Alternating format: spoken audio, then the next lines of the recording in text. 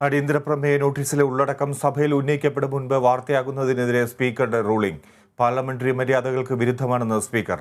സഭാ നടപടികളുമായി ബന്ധപ്പെട്ട തീരുമാനങ്ങളെ തെറ്റായി വ്യാഖ്യാനിക്കുന്ന പ്രസ്താവനകളും പത്രവാർത്തകളും ഖേദകരമെന്നും സ്പീക്കർ റൂൾ ചെയ്തു.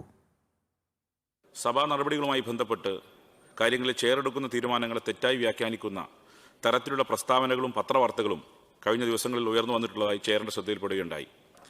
ഇത് സംബന്ധിച്ച് ചെയറിന് പറയാനുള്ളത്, സഭയുടെ സമ്മേളനവുമായി ബന്ധപ്പെട്ട കാര്യങ്ങളിൽ അതത് ദിവസത്തെ കാര്യപരിപാടികളും മറ്റ് ബിസിനസ്സുകളും തീരുമാനിക്കുന്നതും നടപ്പാക്കുന്നതും ഭരണഘടനയിലെയും സഭയുടെയും നടപടിച്ചട്ടങ്ങളിലെയും ബന്ധപ്പെട്ട വ്യവസ്ഥകളും സഭയുടെ കീഴ്വഴക്കങ്ങളും പാലിച്ചുകൊണ്ട് മാത്രമാണ് എന്നുള്ളതാണ്.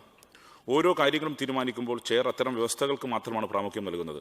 മറ്റൊന്നും തന്നെ ചെയറിനെ സ്വാധീനിക്കുന്നില്ല എന്ന കാര്യം അസന്നിഗ്ധമായി പ്രഖ്യാപിക്കുകയാണ്. വസ്തുതാപരമല്ലാത്ത തരത്തിൽ ഇക്കാര്യങ്ങളെ വ്യാഖ്യാനിക്കുന്നത് അങ്ങേയറ്റം ഖേദകരമാണെന്ന്, ഇത് പാർലമെന്ററി മര്യാദയുടെ ലംഘനമാണെന്നും അറിയിക്കട്ടെ. അതോടൊപ്പം സഭയിൽ ഉന്നയിക്കപ്പെടുന്ന റൂൾ 50 നോട്ടീസ് ഉൾപ്പെടെയുള്ള കാര്യങ്ങളിൽ വിശദാംശം അത് സഭയിൽ ഉന്നയിക്കപ്പെടുന്നതിന് മുമ്പ് തന്നെ വാർത്താമാധ്യമങ്ങൾ പ്രചരിപ്പിക്കുന്നതും പ്രവണതയും വർദ്ധിച്ചു വരുന്നതായി കാണുന്നു. ഇത്തരം നടപടികളും പാർലമെന്ററി മര്യാദയ്ക്ക് വിരുദ്ധമാണെന്ന് അറിയിക്കുന്നു.